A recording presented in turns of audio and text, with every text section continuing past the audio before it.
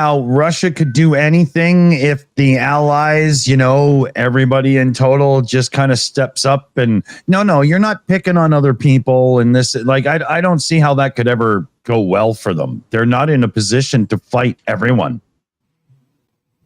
And they can't even fight you. Even they can't fight Ukraine, much less the full force of That's the thing that gets me is if NATO were to be involved in this directly, I don't think they'd even need to send ground forces. Just air power, being able to establish air superiority, if not absolute air supremacy over Ukrainian battlefield, no-fly zone. Would be more than sufficient to render the Russian ground forces in that region impotent. Useless. Yeah. Which would be a nice thing to see. And given the relative sizes of the Ukrainian and Russian air forces, and the fact that the Russians still haven't managed to do that, tells you how quickly it would likely occur should NATO get involved with their very large and high-tech level air power. I think I said that a couple of streams ago, that there's absolutely nothing that Russia can do to escalate it, because what they're doing to Ukraine is, it doesn't get the atrocities that they're committing doesn't get any level up or whatever you want to call it. Yeah. So I don't know what the West is so afraid of. Well, I think they're afraid that at this point, the only real arrow left in Russia's quiver is the nuclear arrow. That's a death sentence to them. Well, I know it's stupid, but if you look at it, when you get these, like Putin, malignant, narcissistic, sociopathic imbeciles that run authoritarian countries, once it becomes evident to them that they're about to be taken out of the equation, it's like, well, let's take the rest of the planet down with me. I'll show them. You saw this with Hitler at the end of World War II. It was like, the Germans have failed me. They should all die, because if they'd been proper servants to me, we would have won. That kind of twisted mentality. And I can easily see Putin and some of his inner circle falling into that kind of a mindset. I think that's one of the reasons that people are rightfully so concerned about how this situation could escalate out of control so quickly.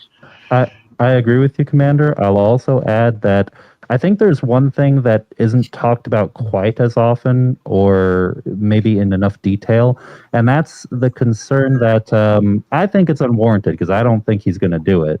But there's the concern. There's the concern that Putin might decide to, instead of an ICBM, a small tactical nuke, and somehow he can normalize that being done without World War III starting, which I don't think is the truth. But there might be some who are worried that small tactical nukes could become normalized in warfare. Yeah, and I go back to the fact that we were stunned after the wall came down and a lot of the pact countries started integrating with NATO, and we got access to the old plans they had from the Russians of the potential Cold War gone hot scenario. And it was mind-boggling how callous the Russians were about throwing nuclear weapons right from the very start. I mean, the initial day of a Warsaw Pact versus NATO war, the Russians envisioned firing over 900 tactical nuclear weapons into West Germany and other border areas. Think about that, 900 weapons. And to them, it was like, yeah, this is the way we do business. And that's that kind of thinking that makes people who understand that history so concerned. But I agree with you. I think the likelihood of it happening is probably low, because even if Putin does order it, I think saner minds around him might prevail, because the only possible outcome is everybody dying. And many of these people around him probably think that okay, worst case, I can get out and go live in a gilded exile in Dubai or something. Right. But you start and they're not true believers. No, they're not. They don't have a fundamentalist, right? They don't have a fundamentalist ideology. It's not like the USSR or some sort of Islamic. Yeah, this is not Islamic mullahs. Right. They're not going to their 72 virgins, and also they're not saving the world for the proletariat. These are guys who want to have their mistress. Yeah. On the south of France. One for Monday, one for Tuesday, one for Wednesday. But the thing I keep harping on is that Putin doesn't survive this.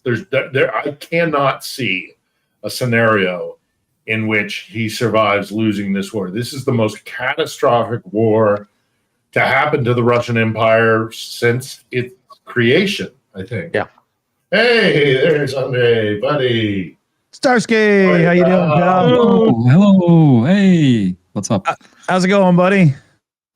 It was good. I have two updates. First update before all this started, like today, couple hours ago, I watched this absolutely fantastic movie called Da Vinci Code, and my world, it shattered. Jesus had babies. I don't know what to do with it anymore.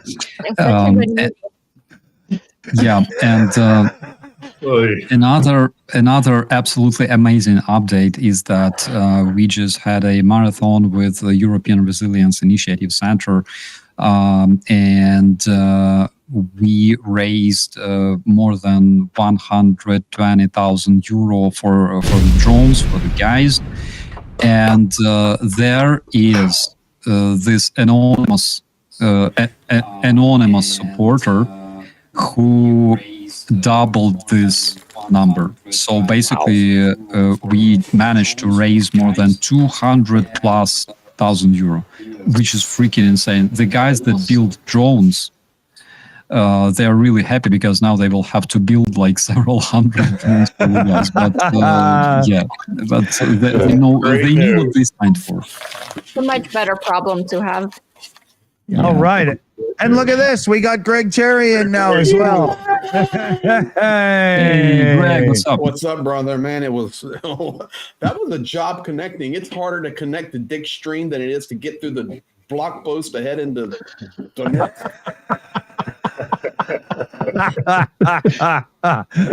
Oh man, it's that VDO thing. I can save a cookie in your browser, so it just refills your name and everything. But when I changed the link, I didn't change the name of the room, and the cookie's getting screwed up. So I'm gonna fix this for next week and start a fresh room. But Beautiful. You're here. You're here, baby. All right. So how are the travels, Greg? Tell us a story there, buddy.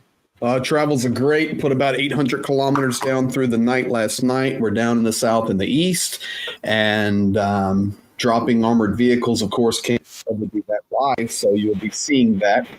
So that's going well. Then we're going to be wrapping around the entire front line. Try to connect it to somebody with Starsky trying to connect me to when I get up in Kharkiv area or somewhere over there, Poltava, assuming, I don't know, somewhere. And also have,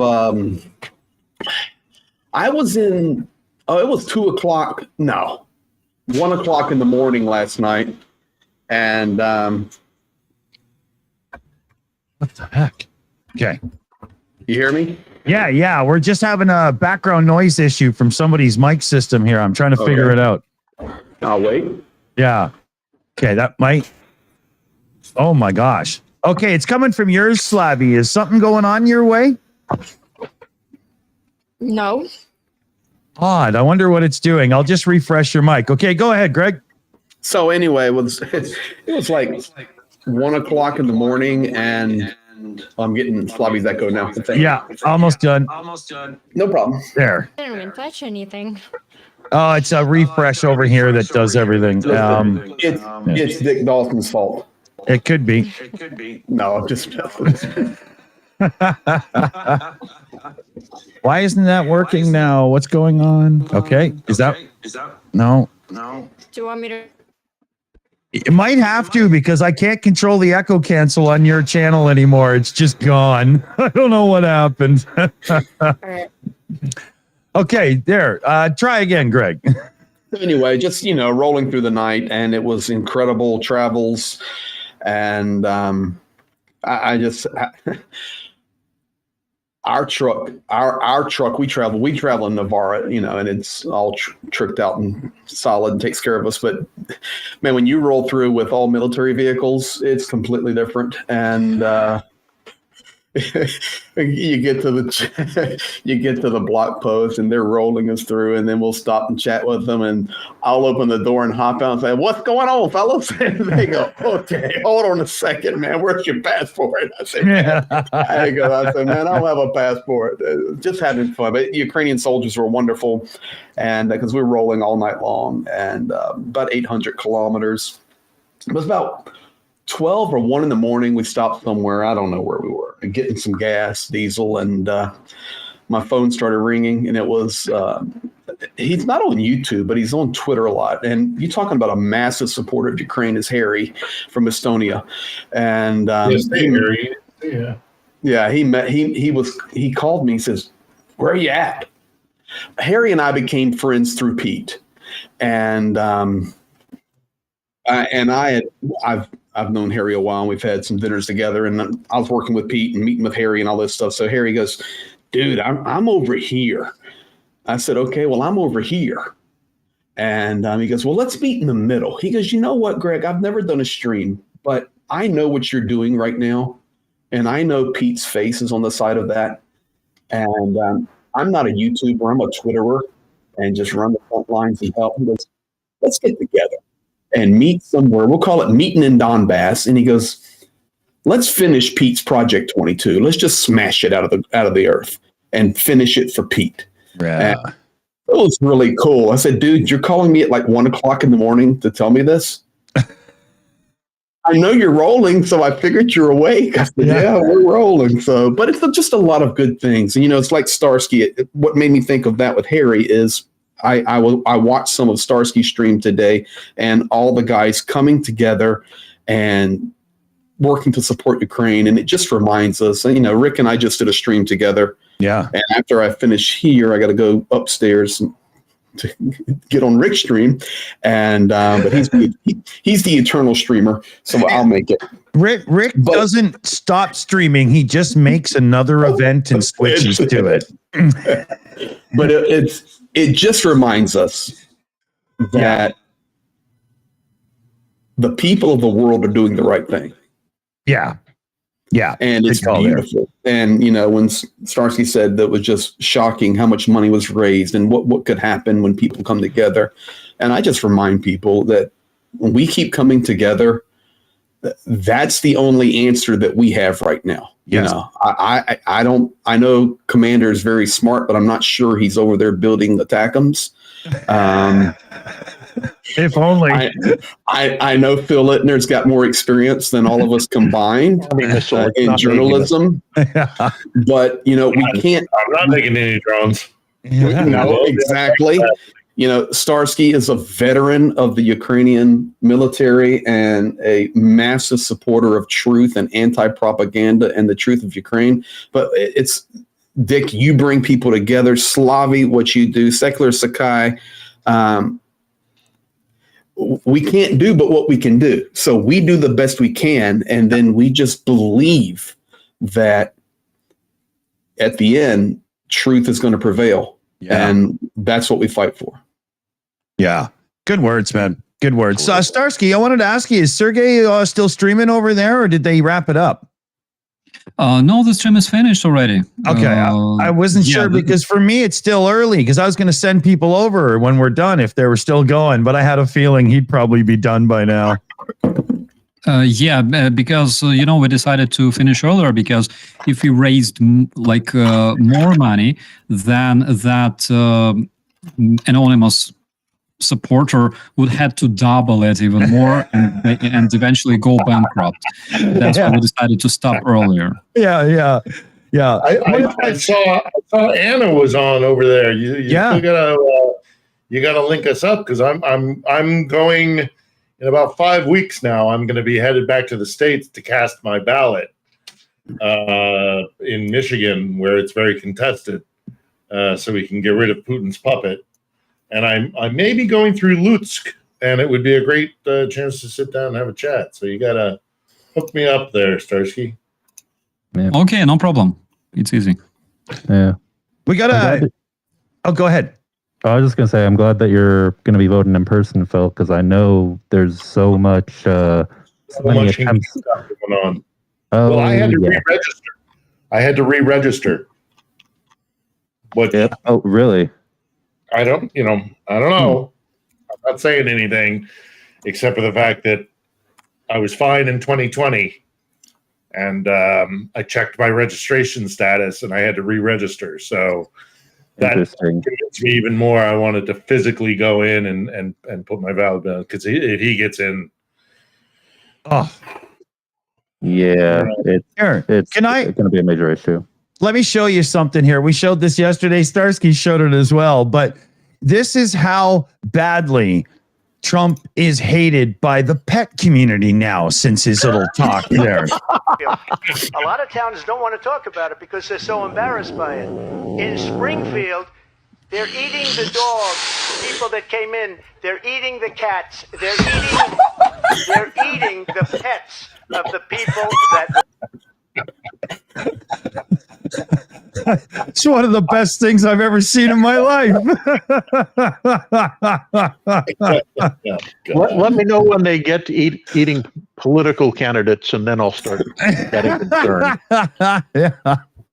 Just incredible. Oh man. But you know, everything's gonna be all right. Like I've been telling the guys, when it's over, I'm just gonna sit down with Putin and I'll get it all fixed and everything will be okay. Because all I've got to do, like I told the guy down the street when he fished having the cat souffle, all we've got to do is within 24 hours, not even when I'm the president, but when I'm the president-elect. Listen, look, me and Zelensky are buddies. Me and Volva up there in the Kremlin, we're like Titus, two hobos eating the same ham sandwich. So you know what I'm saying? All I'm going to do is I'm going to call and I'm going to set these two guys down. And in 24 hours, it's over, baby. Yeah, it's delusional. 500 years of colonization is going to end. Did you guys see what Vance?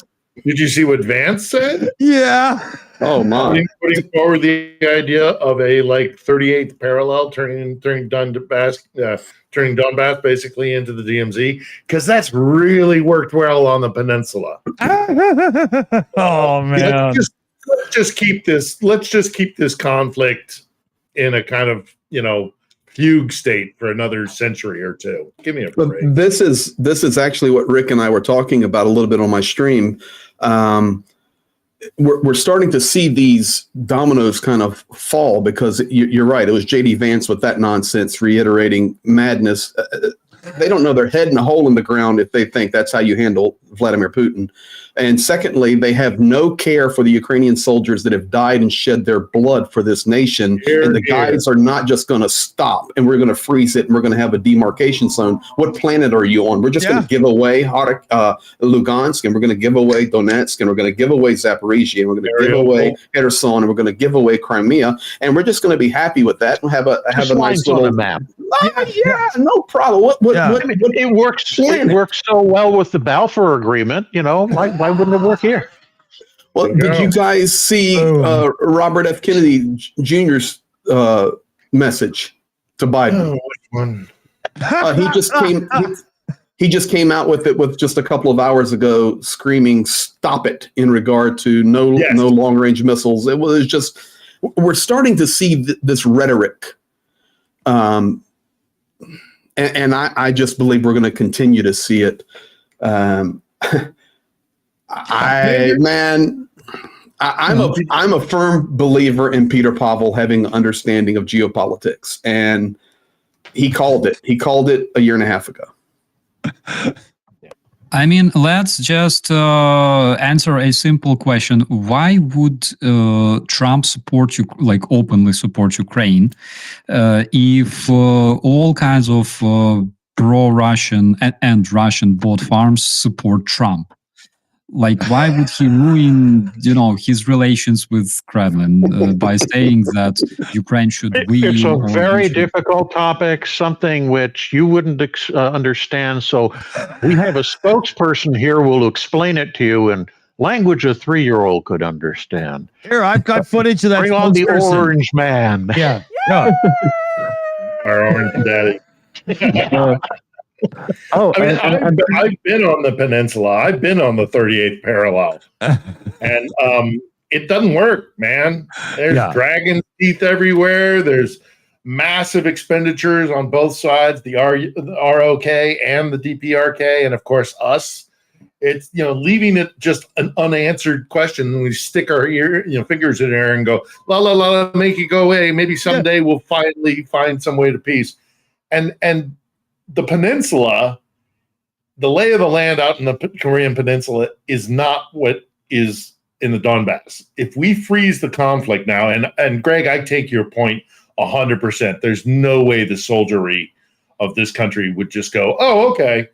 But if it is frozen the way it is right now, which isn't going to happen, but let's just entertain the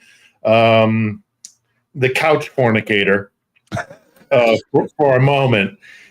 Were it to be frozen as it is now, it would 100% only incentivize Russia to take more at some point. The lay of the land geographically with the river and Kharkiv, it would not, that line, unlike a straight line across the peninsula, that geographic lay of the land and those lines, unsustainable. It will only kick the can down the road. Andrew Knight agreed, Phil. Andrew Knight in the chat says they're quick to give away other people's property. It's a great statement, Andrew. I will tell you this. One of the concerns that I have, and I know Starsky's, of course, has been all over that area much more than I have, but you're talking about some serious natural resources in those oblasts. It's hard to explain the geography of Ukraine, but central and southern Ukraine, such rolling, huge, massive farmlands. I mean, it looks like Iowa, and just so beautiful with so fertile, the dark, rich soil. But once you move into these oblasts of really Donetsk and Zaporizhia and push on up into Lugansk and some of Kharkiv, you get into such resources that are indescribable in value to Ukraine. I mean, even the salt deposits, we think about oil, we think about coal, we think about gold, we think about natural gas, we think about oil, but guys, that's just a piece of it. I mean, you're talking about salt deposits, Solidar, okay? You're talking about salt deposits that are unbelievable. And a lot of these mining operations and factories are destroyed. The mining operations have ceased to operate, but we can also think about Zaporizhia nuclear power plant that is Ukraine. Or the alien ark that they've got hidden there. I saw it on Ancient Aliens, so I know Trump knows it's true. Well, I think that was referenced in the Da Vinci Code, and now Starsky's an expert on that. Also, they have lithium, a lot of lithium, as we know that. Yeah. Yeah. Oh, yeah. Yeah, and lithium with the whole electric car thing and everything and whatnot, and batteries all over all our devices. That's a hot commodity in this day and age, man. Oh, yeah. Absolutely. I mean, no one wants to see perhaps just south of Far East Russia, China be the only nation that's really selling those rare metals and things for electric vehicles. So Russia, I'm sure, wants to steal as much as they can to be in on that market, and we can't let them. Absolutely. Shouldn't be letting them do anything. And we also know one dude who makes electric cars and owns one pretty big social media platform would also like to participate. He, And he in has, Brazil, he has no vested interest in this process at all. None at all. No, of course not. Mr. Musk. Mr. Muscovite. Yeah. Yeah. I should do a couple of shout outs here. Kenneth Tessa threw in a direct donation. Ukrainian freedom. Into the boom boom fund it goes. Dunk on You 23 threw in a super chat in the beginning of the show there. Slava Ukraini. Change the world. Right to Biden. Stop the insanity. Awesome words. Petra Olsen threw in her traditional 129 Swedish kroner donation with love to Ukraine. And I'm not smoking, so it worked this time. Papa Dutch with a super chat as well. Bullies and bully shit. That's very accurate. Papa Dutch a second time. CYA syndrome. Cover your ass. Well said. Yaya has come in as a Shills apprentice. Love and having the family members join. Thank you very much. And Kay in the chat as well. Fear of the nuke is the weapon Russia uses. It's excellent to say because it's totally true, right? I mean, there was something said in our private chat earlier today. How many of Russia's nukes are even in working order and were serviced and whatnot? I guess it only takes one, but even still, there was a question for Greg, but I think a few of you are going to want to jump in on this for answers as well. Talk about where a person with experience in construction could go to volunteer in Ukraine. I think the question comes from Ayan Kaza. That's right. And you would ask, Dick, how do I know that? You're probably paying attention better than I was. Oh, no, you're somebody right? Yeah. I'm not. No, I don't know Ayan Kaza, but I just want to compliment the Shills. You have the best moderation team on the planet. Yep. Well, I have a good one now growing too. I'm very thankful for my mods, and they're amazing on YouTube and Discord. But CF Beauty, she's amazing. So she runs actually the tightest, most efficient ship, and I want for nothing when we're live. That for the sub, bro. So thanks for the sub. I see I'm talking to the chat now. So the question is complex, and one of the things that I try to do on when I'm sharing is just tell the truth. And the truth is, the question is, where can one go if they have construction experience to help in Ukraine? So I'm just going to shoot straight here. I have no idea. I'm just telling you straight. If the only organization I physically see working here that speaks English, my experience, this is my 12th month. 12th month running the front lines in 26 years inside Ukraine is Samaritan's Purse. It's the only organization I see continually working on or near the front lines with construction projects, Samaritan's Purse. So you can go to Samaritan's Purse website, and I'm sure I've got friends that are employees of Samaritan's Purse, and they're very organized. Other than that, on the Ukrainian side, I have had friends, and we know of them in all of our chats, and I won't call their names. I don't have permission, but they've came to Ukraine trying to find a way to volunteer, to use their talents and skills. Some of them are like retired, late 50s, 60s, and they still got some really good years ahead of them, at least 30 or 40. I say that now that I'm 52. And they came, and they were just disappointed because unfortunately, it's challenging to find. And this is one of the things with everybody that I talk to in Ukrainian government. And I've got a lot of friends in the Ukrainian government. I got friends in the Rada. And I ask them, why can't you create an office or a website or a division? There are so many people that want to come and volunteer that just offer a portal. I don't know. And honestly, it's a question that frustrates me because I'm telling you, that's one question. I've heard it once. I've heard it 100 times. And that's not exaggerating, 100 times. Yeah. Where people want to come. And I wish I had a better answer for you. Sorry. Yeah, I can recommend the guy who was on our show last Sunday, Chef Zhenya, who is based in Zaporizhia, he takes meals out to drone operators, guys that are out, in the middle of nowhere, Cool. for days on Magic end. Kitchen. Yeah, very well. He is actually affiliated. I don't know how directly, but with Magic. But if you go to On the Edge last week, it's just simply Chef Zhenya. I think he's got a whole thing about like these new technique of like vacuum sealing and fast freezing food so that it can be a viable meal for up to a week, 10 days. Nice. Now, so he's taking food out to the front. There are some organizations that are based in Lviv. I've got a friend that works in Lviv. He's an American. He comes here every 6 weeks. He's here for a couple of weeks, and he's retired.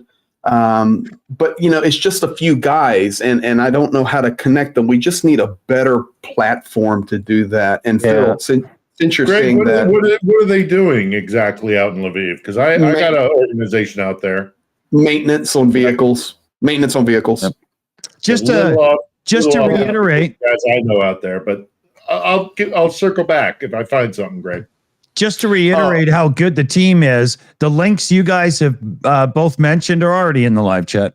Thank you. They rock. I will say this, Phil.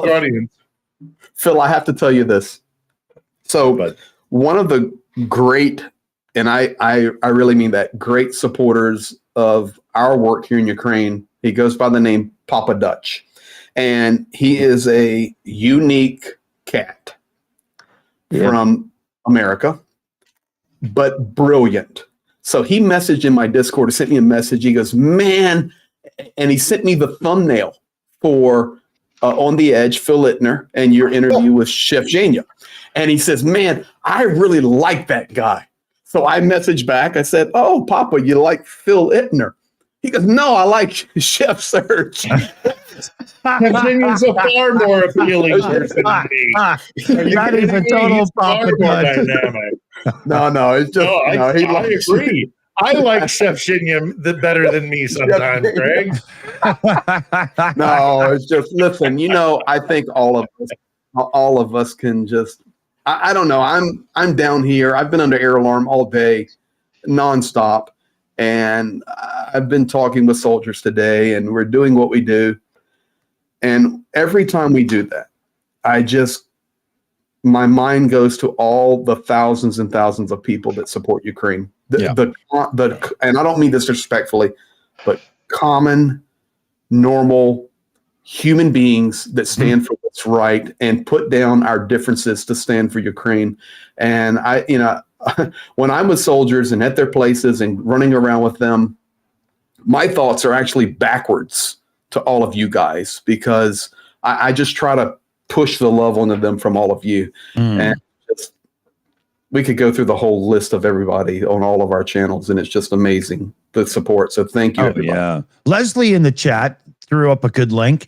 It's called volunteeringinukraine.com.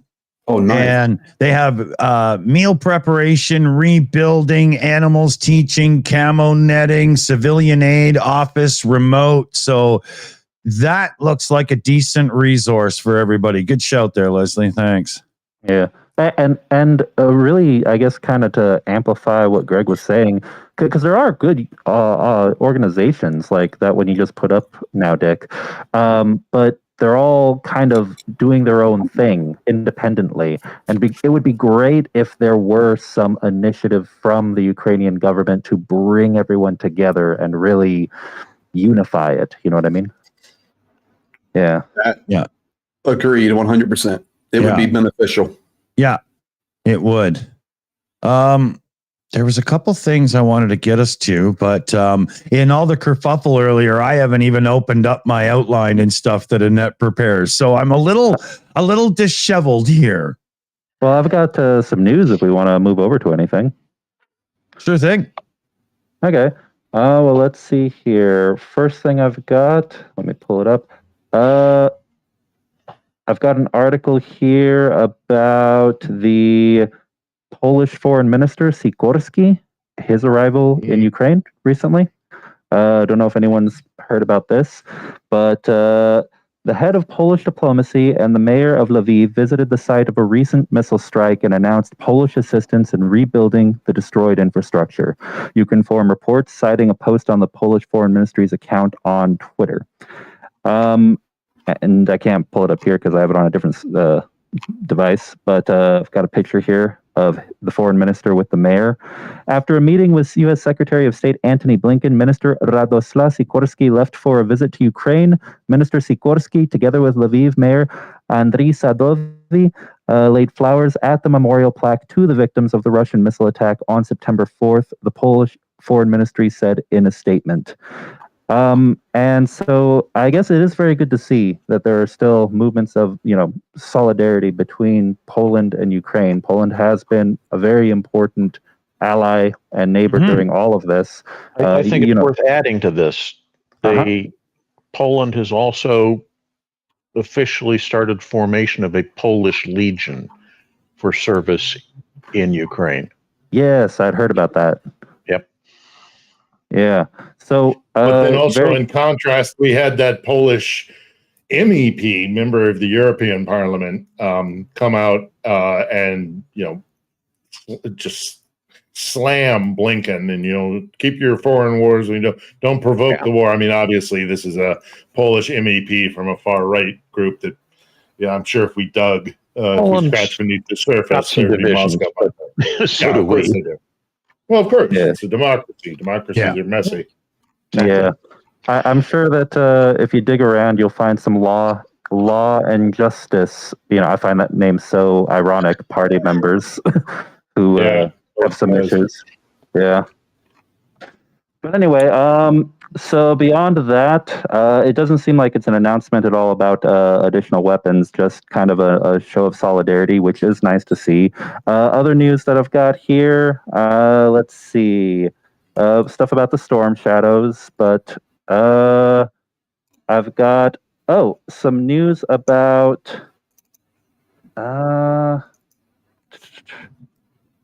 okay, so the IMF has a plan to visit Russia to assess their economy, prompting controversy and dismay across Europe. So this might be, let me see. Yeah, so I know that there's been a lot of criticism of many organizations, not just, whether it's the UN or the Red Cross, but this is the first I had heard about the IMF, throwing their hat in the ring on the side of trying to assess things on the Russian side, which I find, when I think of the IMF, I think of developing countries that need assistance receiving that from the IMF. So this smells very, very sketchy, and especially just because the fact that it is a terrorist state, Russia, pretty, very odd. All right. Moneyed oligarchs scratching each other's backs. You want some without even the common courtesy of a shower curtain to hide it. You want some good news? Yeah. Please. 103 Ukrainian heroes returned to the country today, including 23 from the Azov. Oh, wow. Yeah, thank you for bringing that up. Yes, 103, including 23 from Azov. 2 days in a row. Yes, 2 days in a row, and 2 Kraken. We need more of it, but man, it was good. And I when Rick and I were streaming on my channel just a little while ago, and I've got to go join him on his. But he, I think about Rick, and Rick every Sunday goes to the Free Azov rally, and he represents Ukrainians and declaring freedom for the Azov heroes. And, it just makes me feel good for people like Rick that are constantly pounding it free. Yeah. And so it was good.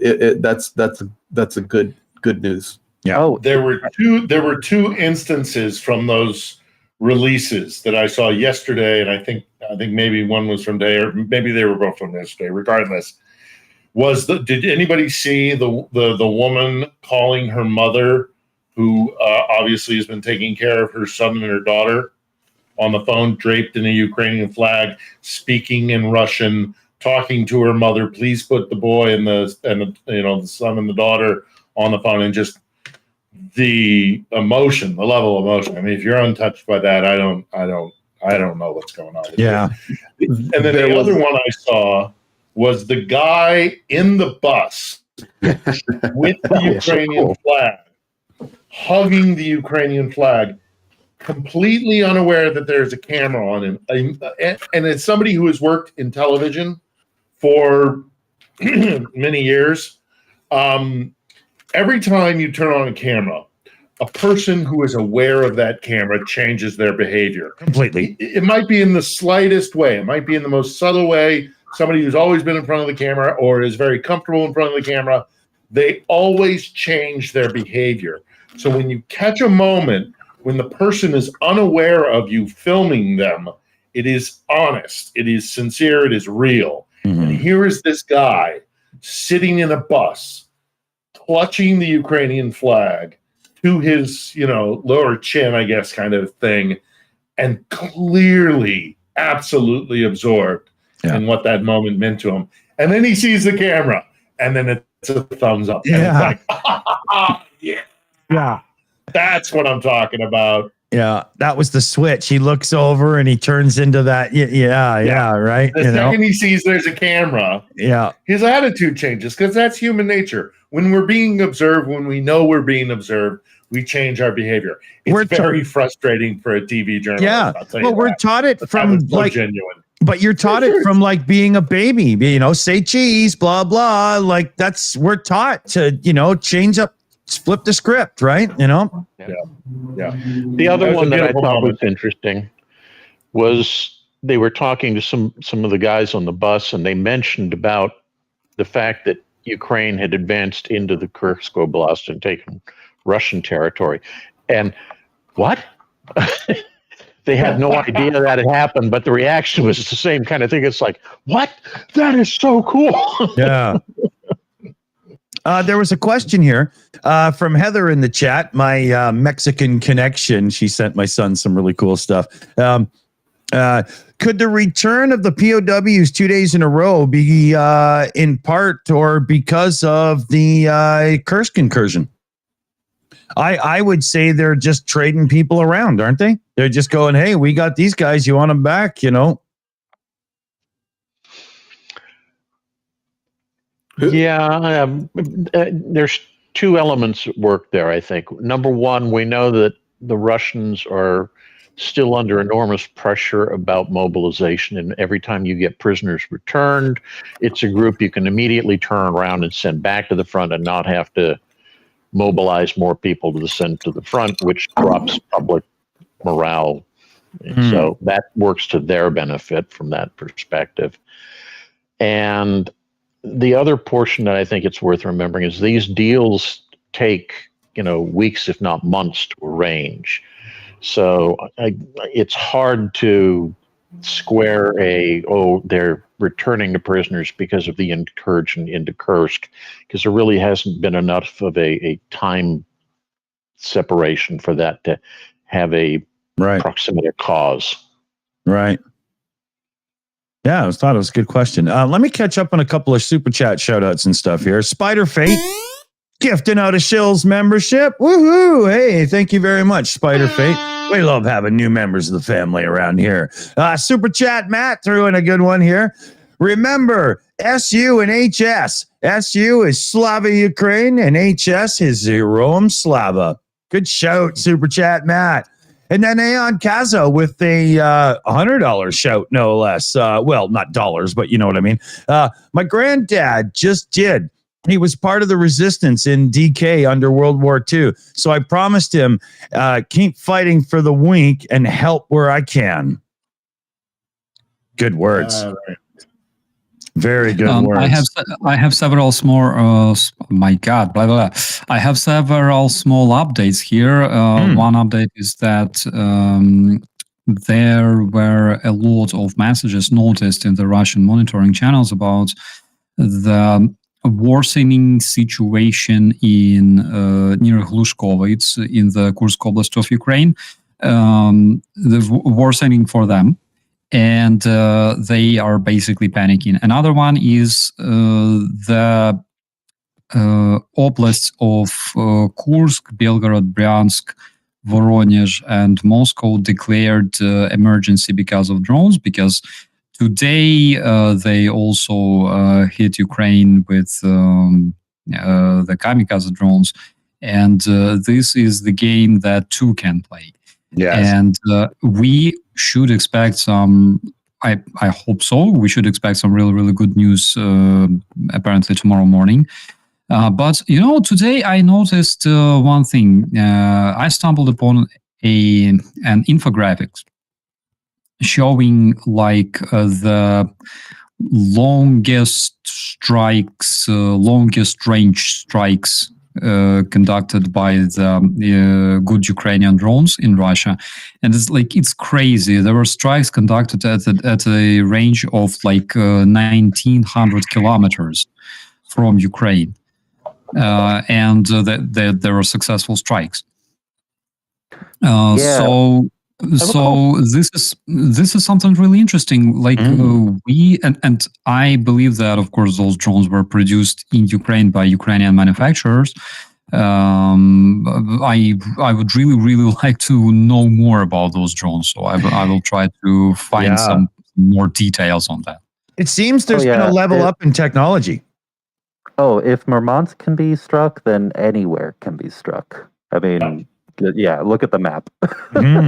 Yeah, absolutely. And remember that video from like Chechnya with drones flying and Chechens like looking at them so surprised, like, oh my God, it's so surprising to see enemy drones over our peaceful, republic. There's of course a lot of criticism. Several days ago there was this Russian house hit, like partially destroyed. But like, it's karma, guys. Everything that happens to Russia is absolutely 100% justified. Like karma is a bitch, it always strikes back. Brother Starsky, those people in those homes didn't give a rat's ass when civilians in Ukraine were getting hit. So sorry about your luck. Don't care. Yeah, that's what I'm talking about. Karma always works. Whoever brings war to a different country will always bring it back. I think the key thing that you need to point out, though, is the apartment building hit. That's a collateral damage situation. They didn't intend to hit it. That just happens to be where a mistargeted missile hit, as opposed to the Russians who just constantly hit non-military targets because that's the way they do business. Right. They're going for shock and awe, right? They're doing the whole Genghis Khan, right? Yeah, or a pediatric cancer ward, for God's sakes. Yeah, right. Slavi, there's some good news as it pertains to the entertainment industry, isn't there? Yes, there is a huge win for the Ukrainian diaspora versus the Toronto International Film Festival. So last week we talked about it a little bit, but Toronto TIFF wanted to play. I think they did stream it once, but Russians at War, which is complete and utter propaganda film, which whitewashes Russian war crimes and shows the kind of the human side of these poor Russian soldiers and how they have humor and families. Complete trash, crap, garbage. Yeah. Yeah, I actually wrote an article in Ukraine Today about it, arguing how this film can't possibly be anti-war because they're not exposing any of the war crimes. So how in the hell, it's because that's what Trofimova's argument was. Yeah. That it's an anti-war film. No, it's not. Yeah, the Toronto Film Festival guys got so much social pressure and heavy duty threats that they were scared and they were like, screw this, man, get it out of here. I love it. They didn't get threats. It was very, very peaceful protest from the Ukrainian diaspora. No, I don't mean the It's threats. still very Canadian. Yeah, hold on. No. I don't mean there was threats from the Ukrainian side, but they were getting anonymous threats into the festival as well. They got the Canadian news here in Canada has exploded with this story this morning. So the It's, whole outrage was from these threats. That's why Ukrainian diaspora is so mad at this, because the protest, there was no threats. Then I think it was yesterday, a couple of moments later, the Toronto police had to say the threats, like this recommendation, did not come from us. The festival made up these threats.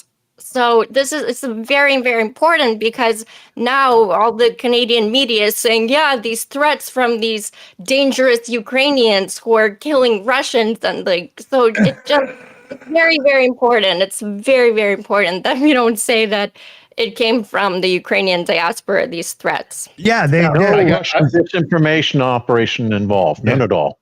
Yeah. These are not the droids you're looking for. Exactly. No, look. Yeah. I have two things to say about this, and first and foremost is I have been an embedded journalist.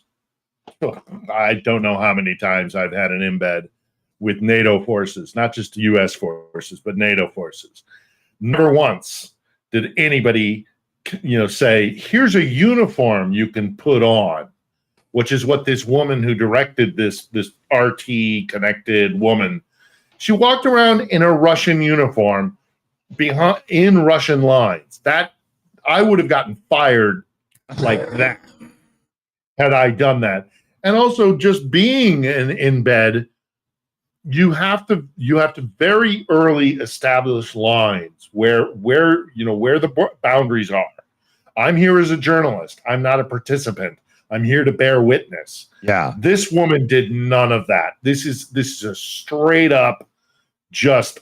There's no way you can be on the lines with Russian soldiers for as long as she was, with the access that she was given, unless the Kremlin was in on it, unless the military was in on it, and she was told what to say and what not to say. So that's BS.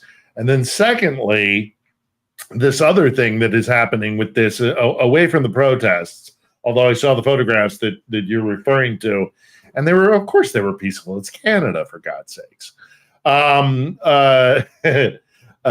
Sorry, Dick was away for that one.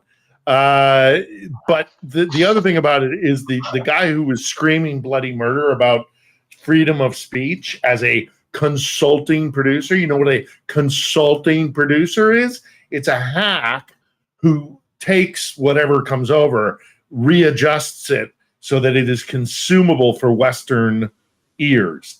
He's a participant, and it's not free speech, it's information warfare. So it is. I've been going at it at that guy, at that moron. Good for you. Yeah, he's an idiot.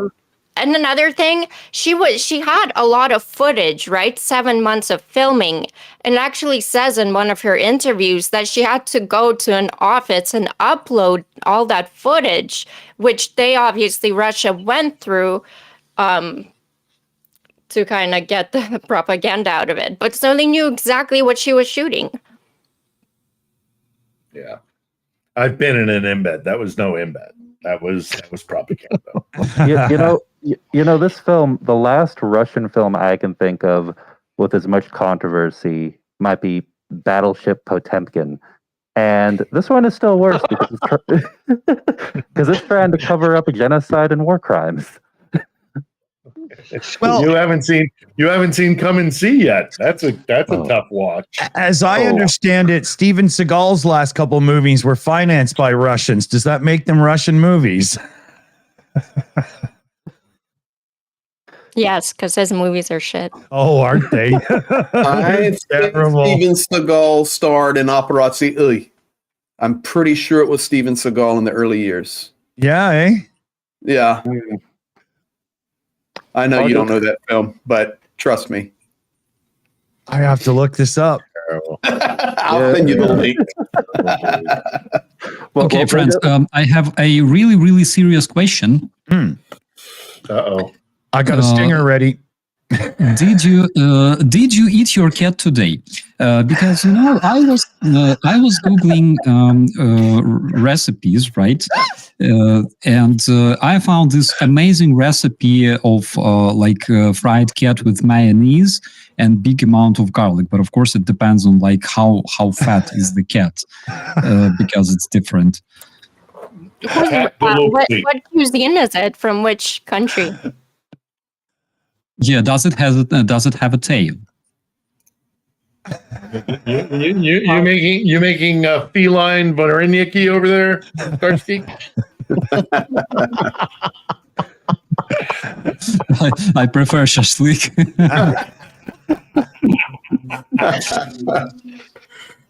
That's good. So bizarre, the whole thing. Make pets safe again. There's a new Red Hat slogan for you. Oh my God. There's a joke out there about eating something other than another name for cat, but I'm not going to making that one. I'm reserved. I'm going to try and hold on to at least a little bit of my dignity and my professionalism. Dignity's overrated. Yeah. I gotta say, this Loomer chick is really ruining his campaign for him, and I love it. Let's keep going. How much longer? I know this is slightly off topic, but how much longer before they start going, he's cheating on Melania with her? The body language between those two. It's already happening. Of course it is. I want to see when it sifts down to MAGA, when they're like suddenly, he might be cheating on Melania. Yeah, that's going to happen. Oh yeah, only just now. Yeah. Mhm. Well, They That do will love be the straw Melania. that breaks the camel's back, obviously. They do love Melania. there was they love those lesbian photos. There was a quote from him years ago. We told it on the show last night. It's from about 8 years ago or something. And they asked Trump, how would you react if your wife was in like a disfiguring car accident? His response, well, how are the breasts? How did they come out in all this? What? I mean, Laura Loomer's face looks like Jigsaw. Yeah, just a little too much Botox. Yeah. Well, the world's upside down. I just to close off. We live in the worst timeline. Yeah. Just to close off this topic, for anyone who remembers his comment from years ago when he was secretly recorded in that van, that tour van, and his comments about women. I mean, anyone who doesn't think that he's a creep and that he cheats on his wife constantly is completely delusional. Yeah, I'm sure she's not, so that's saying something. But they've brought that up to many of his followers and asked him about it, and it's like it doesn't matter to them. It really doesn't. The Cyrus announcing, and he has the Cyrus announcing. The anointed one can do no wrong. Yeah, I don't get it. He's a flawed vessel for God's. Greg, that must tick you off the fact that religion has been appropriated by those guys. Well, everybody here that knows me knows I am anti-Trump conservative, but I can tell you right now, there will be, I think Starsky said it best, karma. I say it this way, what goes around comes around. And I'm telling you right now, there's going to be hell to pay for Donald Trump. And I'm just, for me, you opened the religious door, Phil. So here we go. For me, fair enough.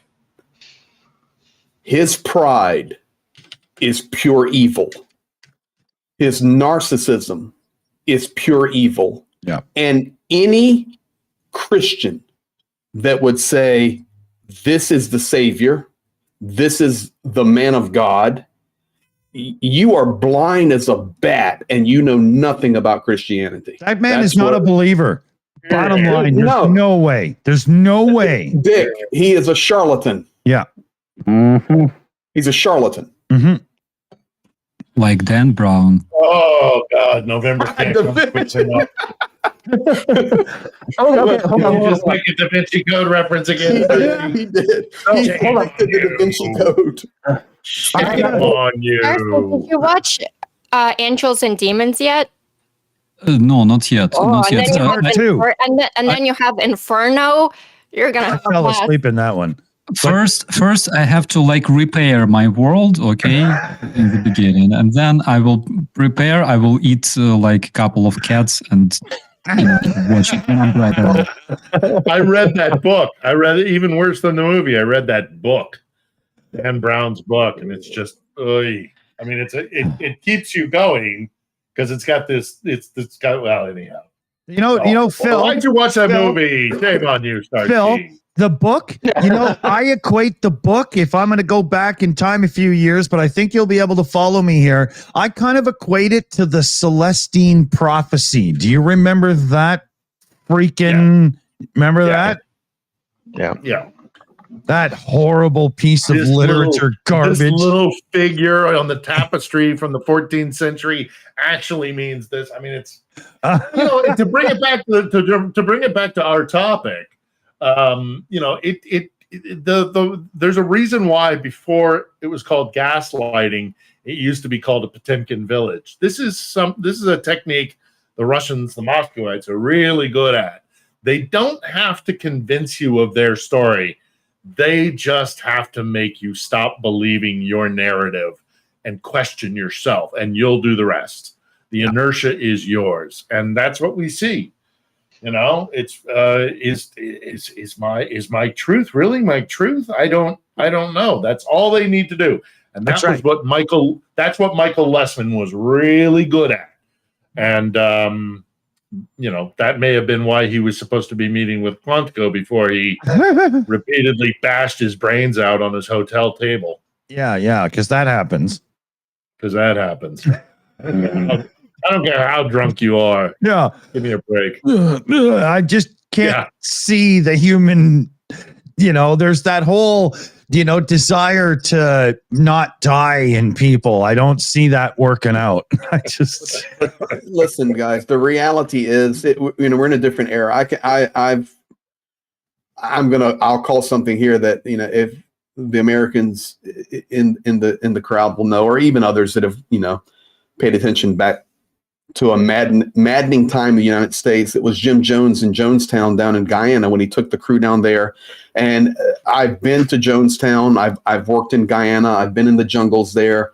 And I was just standing there at the gate to Jonestown, and I couldn't even fathom that hundreds and hundreds and hundreds of people would literally drink the Kool-Aid. And now, of course, it's become a slang, but it refers back to Jonestown. But, if you hear it enough, it's like Trump. He actually believes what he says. He's a lunatic. I do believe that he has sold himself his own line. Yeah, absolutely. But the problem is when people just suck it down instead of taking the initiative, and to be quite honest, it's called laziness. When you don't even take the time to take your God-given brain, or as Johnny Pierce would say, your brain that came from Mars, and let it process, let it think, look, and just evaluate what you're seeing. Critical thinking is gone. Oh, 100%. Critical thinking is gone. And I just... When you've got a TV show like Ancient Aliens or The Curse of Oak Island or whatever on television, critical thinking is now a lost art. It is gone. And the reality is, you go back to 1978 with Jonestown and you say, okay, well, how could that happen with 700 and some 800 people that drank the Kool-Aid? Yeah. Okay. Well, guys, that was pre-social media. Okay. Just think about today, the power of media and the power of just 24/7 nonstop. And that's you turn 700 into 700,000 in no time, right? Yes. You turn it into millions and millions and millions. So, but that's why we do what we do, and we will continue to. So Oh yeah, Simone in the chat said, and finding Bigfoot. Right? Sorry, that was a bad omission on my part. Thank you for the correction. Yeah, and speaking of Jonestown, ironically, Putin's best friend in South America, Maduro in Venezuela, seems to want, the region where that actually occurred. Ironically, Yeah. Listen, we're just going to see more of it until the world stands up and stops this. Yeah. Listen, guys, I have to go. I have to jump on Rick's stream for a few minutes. But let me say this. Thank you, everybody. None of the guys, it's Jania, myself, and Rick is with us. And then I have a drone tech with me. How about that? So in the room next to me right now is a multiple system, 7-channel drone jammer. And he is over there right this second, modifying the frequencies to the exact frequencies. Awesome. Oh, no. The unit we're looking to want. I got some serious nerd power over here, okay? Yeah, but fantastic. I have a question. What about those new flamethrower drones that the are dog one? terrifying? There's dog ones and then the flying the dragon ones. Yeah. Yeah, they look terrifying. I love it. Fierce, man. Yeah. Mm-hmm. Yeah, so it should be WP. It shouldn't be a drone. It should be WP. They shouldn't be doing it with drones. They should be firing those things from artillery pieces. And it's on us that they're not. Yeah. Because they look great. They're sexy and they're ferocious and they look really nasty. But white phosphorus. Yes. Mm. Yeah. I just want to let me just say thank you, guys. Rick, Junior, myself, and our technician here, we haven't slept in, I don't count 2 hours, so in 2 days. Yeah. So still rolling hard, and tomorrow we roll into a few more places. But just want to say thank you. I did. I wish you well, Commander, in your recovery. I really do like your streaming chair there. It's very nice. You got lumbar support and massage and heat. I see that. Seko Sakai, always, it's nice to see you. Dick, thank you for hosting as always. You're a legend. Phil, I will be rolling through Kyiv here in a few days. I'm going to find you. We'll see you. Slava, bless you. And I am pretty convinced, guys, that Operator Starsky, I think it was last week or 2 weeks ago, he was talking about menus for children in Russia or something. Correct me if I'm wrong, Starsky. I don't want to say it wrong, but it was something about the children or whatever. I mean, in a humorous way. And now tonight he's talking about cat recipes. I'm pretty sure that when this is over, Operator Starsky will be on the Beat Bobby Flay show, having a chef competition. He has a whole new future ahead of him as a master chef in the art of cooking felines. The man is a legend. Let's go. All right, guys. Be blessed. Take care, Greg. We'll see you soon. Take care, Greg. Bye-bye. Oh, that's funny. Brings new meaning to the saying, more than one way to skin a cat. Oh yeah. It actually makes you realize where that phrase came from, but it's another story. But we got to kick ourselves into wrap-up mode here as well, because my time is running short. We're running a fundraiser in about an hour here. We're trying to get Annette from Tornado Alley back to West Coast, where she actually lives and has a life and stuff. Long story. It's going to be hours long kind of hangout fundraiser stream. All of the regulars that have links to the channel will be popping in and out. Who knows? I'll be sending the link out to everybody. So join us soon. It'll be really cool. Let's start here. We'll start with Secular Sakai. What do you think, man? Yeah, good stream. I little shaky at the beginning, but minimal audio issues after I got it all fixed, so pretty good. And and yeah, thank you for being here, everybody. Continue to support Ukraine. Regarding Annette's fundraiser, I will be donating $100 personally, so I invite all of you to join me in doing so. And let's get this done. Thank you, everybody. Good shout, buddy. Good shout. We'll go to Commander because if he takes any more pain medication, he'll be talking to Big Bird. What do you think, buddy? Well, yeah, it's catching up with me towards the end of the show here. I hear you. Yeah, two things. One, my usual closing comment about please continue to pester the hell out of your elected officials. Tell them Ukraine is of vital importance and you want to see aid continue. Secondly, I expect that, this is kind of answering a question somebody asked just a moment ago. What's going on with the Kursk operation? It appears to me that the Ukrainian offensive effort has kind of reached culmination point and they're not really making significant gains anymore. They basically dug into a very defensible position. The Russians are starting to counterattack. They're taking heavy losses, but making in certain sectors some limited progress. The key, though, is that for that to continue and to retake the area that Ukraine has taken, they've obviously had to pull out some of their better equipped and better trained, more experienced units from the Avdiivka direction and send it in that. So we're seeing far less progress in that sector of the front than we saw previously. Right. So it's accomplishing what it intended to do, plus more in terms of it took territory and it distracted the Russians and stopped their success of their offensive. And hopefully the Ukrainians will now have time to create their own defensive barriers so that once things calm down, they can't resume that offensive as effectively.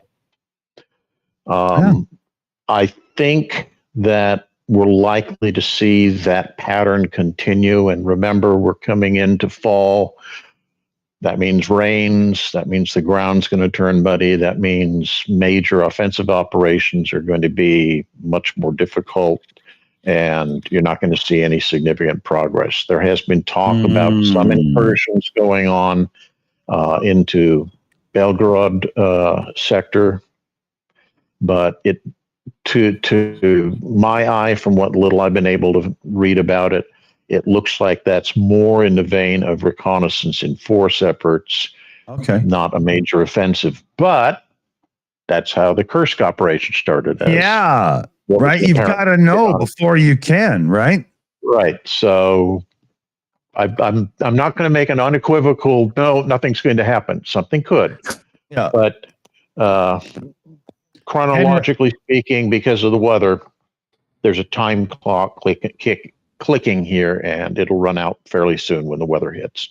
That's the level of his cognitive ability, people. He's on heavy pain drugs right now, and he can still figure that shit out. I see two of you. Mother. Yeah. So let's go to Slavy here. What do you think, Slavy? Yeah, great stream. Please keep putting the pressure on the government, because Ukraine, out of 5 or 6 Patriot air defense systems, Ukraine got 0. So, Shameful. Yeah, shameful, absolutely. Yeah. Let Ukraine strike back, of course, and don't forget to subscribe and share as much as you can. The stories from Ukraine, very, very important. We got to fight the propaganda, these bots, and get the truth out there. And fuck that Russians at war garbage. Sorry for swearing. No worries. Yeah, and vote blue. Good shout. Good shout. Yeah, here. Obey the kitty. Don't want to talk about it because Obey the they're so kitty. embarrassed by it. In Springfield, they're eating the dogs. People that came in, they're eating the cats. They're eating. Take that. Love it. Love Obey the kitty. Okay, Starsky, what do you think there, brother Starsky? Well, first of all, thank you so much for supporting Ukraine and saving lives, guys. We gotta stick together and be united. Right now, this is the most important thing. Let's not forget to motivate each other and to stay united. This is very, very important and crucial. And keep your cats warm at all. See, Can I keep my dogs warm too? Starsky Actually, cares about they'll all the keep me pussy warm. in the world. We better turn to Phil before I fuck this right up. Great stream. Always a pleasure talking to you guys. Always a pleasure to talk Ukraine to anybody who will listen. And to that end, those of you who haven't seen last week's episode of On the Edge with Philip Ittner, it's very easy to find on YouTube. Sat down with Chef Zhenya, who is providing food to frontline troops. He's in the middle of an expansion. He could use some help. So go check out the conversation. Like most chefs, if you've seen The Bear or Gordon Ramsay or what have you, there's some salty language, but he's not a dull guy and he spits truth. So Sounds like go my check kind out of guy. last week. Go check out last week's interview conversation. If you like it, send him a few bucks. And then tomorrow's episode will be debuting 8 p.m., 2000 hours here in Kiev, 1700 UTC, which is just GMT, and 10 o'clock Pacific time. We sat down this week with a very articulate, intelligent expert on geopolitics and security issues, Germany-based Jessica Berlin, who was here for this conference this week. We talk about a lot of stuff. How Europe's reaction to the Ukraine war may differ from America's, and what is the problem in Europe when it comes to supporting Ukraine. We kind of know that the problem in the States is the MAGA movement. But here in Europe, there are a couple of other similar but different factors that are happening. And also, it's a kind of an entertaining episode because you get to see how it is we live in Kiev, because Moscow interrupted us more than once. Oh, wow. Okay, I got to see this. Yeah. It's a good episode tomorrow. So tune in. Excellent. Thanks, everybody. Excellent. And yeah, a couple of super chat shout outs here before we go. Papa Dutch. It's not as much fun when the war is in your backyard, is it, you Russian scum? Had to reiterate there. Linda H. giving out a Shills membership. Thank you very much. Papa Dutch again. Try our new orange tabby fajitas. Papa Dutch one more time. Trump is like William Randolph Hearst on steroids. And then we got Tiger 313NL. Our national MH17 monument is just outside my hometown. I know which side is evil. I don't want to stand by idle, so I make donations to help where I can, when I can. Good shout to end on. I love it. Big thanks to our team who do so much in the background. You hear my guests are even bragging about them. This is how good it is around here. We got Annette who runs the team, Shayna Caldwell, Chris Lundy, Liam Wakefield, Crazy Cat, Leslie Bow, and Super Chat Matt, of course. So thanks, everybody. And a huge thanks to everybody here who's liking, sharing, supporting the show. Share it out, because it's not just for us. We got a message here. There's something to be heard, right? Big thanks to everybody who's supporting both the channel, but more importantly, Ukraine. We're already getting by okay. Let's focus on Ukraine, get this stuff done. We take some of the membership money to help cover the losses you get for the little services taking money and stuff. So thanks to all our members and whatnot. We're all doing our best. And 2 words you ought to end the show with: Slava Ukraine. Well said, everybody. Thanks for joining us. Take care, everybody. Good night. See ya. Bye. Bye.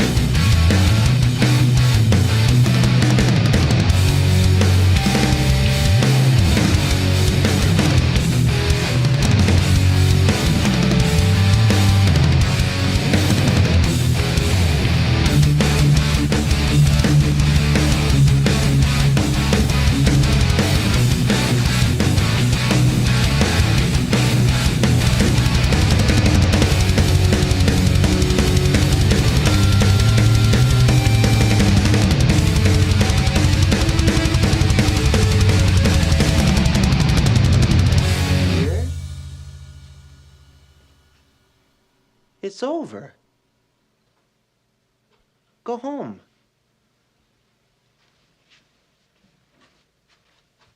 Go.